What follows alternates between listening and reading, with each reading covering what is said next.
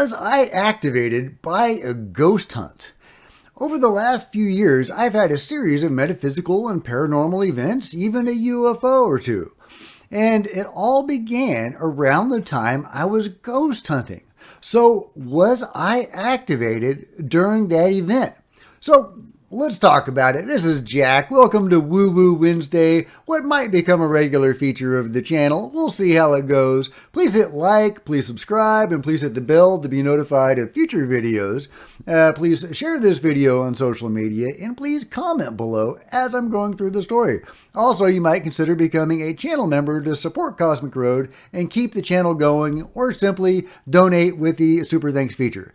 Okay, moving on. As I've talked about before, I was an atheist all my life and a non-believer in all things non-mundane. I certainly didn't believe in UFOs or Bigfoot or any of that stuff. And then 2017 happened, and Lou Elizondo and Chris Mellon and their allies got those videos out and changed my world. I did a deep dive, a huge deep dive into UFOs. It took me a long time to finally become convinced of the reality of UFOs. And along the way, along that research, because so much of the alien activity coexists with the metaphysical, the spiritual, the paranormal, whatever you want to call it. There's just a huge overlap there, and the UFO activity in part seems to be connected or even a part of that overall activity. So my research into UFOs led me to the metaphysical and the spiritual. And when I started researching Skinwalker Ranch, I came across the idea that the government was actually spending taxpayer money to investigate ghosts. I thought that was really weird because I didn't believe in ghosts. At that time, I was still an atheist. So I did a deep dive into ghosts. I did a really deep dive into ghosts. And eventually I was persuaded that ghosts did exist. I didn't think they were actually spiritual because at that time I didn't believe in the spiritual. I assumed they were some sort of artifact of alien technology. An echo or an other dimensional bleed through or something. So, but I was really curious about it. So I co-founded a local ghost hunting group and I began ghost hunting. And it was after that point that I began having this series of metaphysical events that I've talked about before. I had a Kundalini awakening. I've had an apport. I've had messages from beyond. I had a divine healing at an ayahuasca session of a crippling chronic condition. I had a UFO that made the shape of a cross in the sky and various other things that have happened for me. Again, I say for me, I don't take any credit for that. And if they can happen for me, they can happen for anybody. Like I say, I was an atheist and a non-believer in all of this stuff. I wrote fantasy and science fiction novels because I believed I had to bring the fantastic into the world. I didn't think it already existed. And boy, was I wrong, and boy, am I lucky and grateful to have been proven wrong. But again, I claim no credit for this. It's not because I have some special connection or ability or sensitivity or any of that. So what exactly did start it? Was it the ghost hunt? Because there is a school of thought that contact with the paranormal can activate somebody, can stimulate somebody's soul or their spirit or their connection to source or their higher self or their spirit guides or whatever. And it could very well be that happened to me, because it was shortly after that I started having, my ghost cat. I had an apport. If you know what that is, when a spirit makes something appear or disappear. Technically, I think there are two words, one for the appearance and one for the disappearance, but most people just call it apports. So, yeah, I had an apport. I had messages from beyond. I had, just a whole range of things. It started off kind of small and it kind of got bigger and bigger. And then I had the Kundalini awakening last February. That's going to be about a month from now today, just about. And I may have to do a special video to commemorate that, the Kundalini awakening. That was just incredible. I can't even describe it, but I will in a month. Yeah, stay tuned. But if it wasn't the ghost hunting that stimulated this, what could it have been? Well, one of my ghost hunting buddies was a Reiki master, is a Reiki master.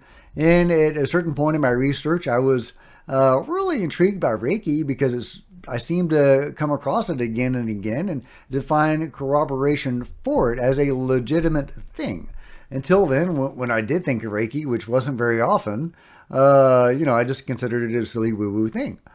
But I allowed her to do it on me, to give me a session of Reiki, rather, and I felt the energy. During the session, I actually fell asleep and I had a dream where all my negative thoughts and feelings were being vacuumed out.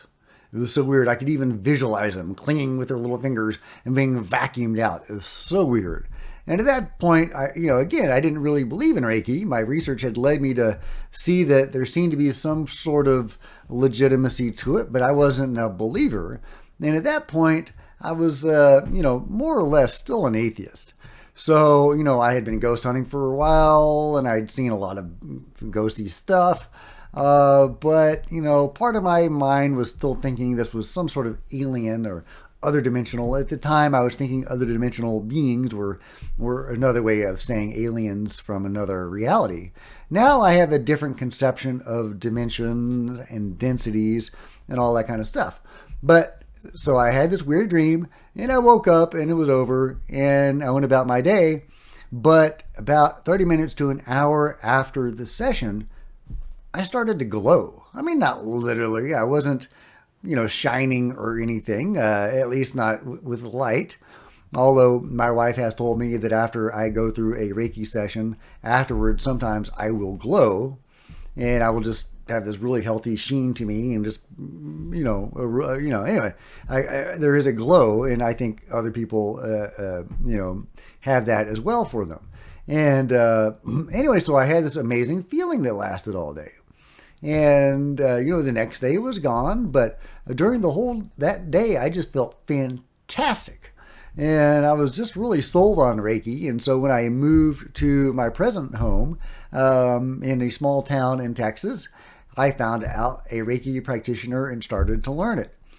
Once I was convinced that she was the real deal, because there are fakes and charlatans, sadly, in Reiki, as with mediums and apparently in a lot of this stuff. There are fakes out there, which is so sad because it gives people the wrong impression of it, and it associates the field with fakery and charlatans, which, whenever I thought of mediums and psychics, that's what I thought of. Now I know that there is reality to it, and there are mediums, there are psychics, there are energy healers. All of that is real, but you have to find a real one and not one of the charlatans because they are there.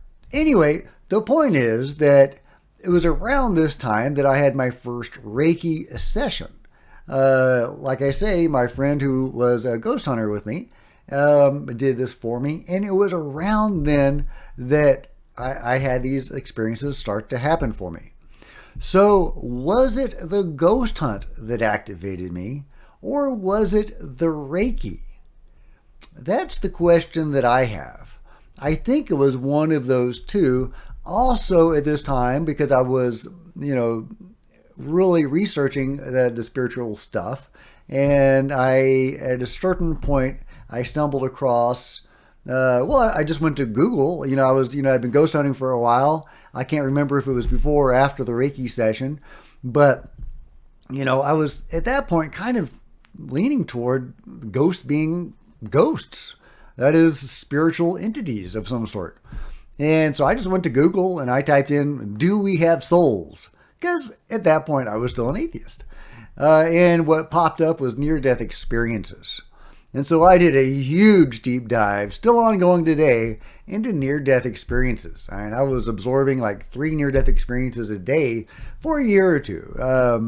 And just obsessed with it because, again, I was an atheist. This was my spiritual awakening when I was doing my deep dive into near-death experiences and experiencing Reiki and all of that stuff. And so my mental state, or my mental place, was interested in all of this stuff. And so it may have been a confluence of events where I was reaching for it and it met me halfway. Maybe the Reiki or the ghost hunting got me, helped me meet them halfway. Help elevate my vibration or my spirit, whatever it was.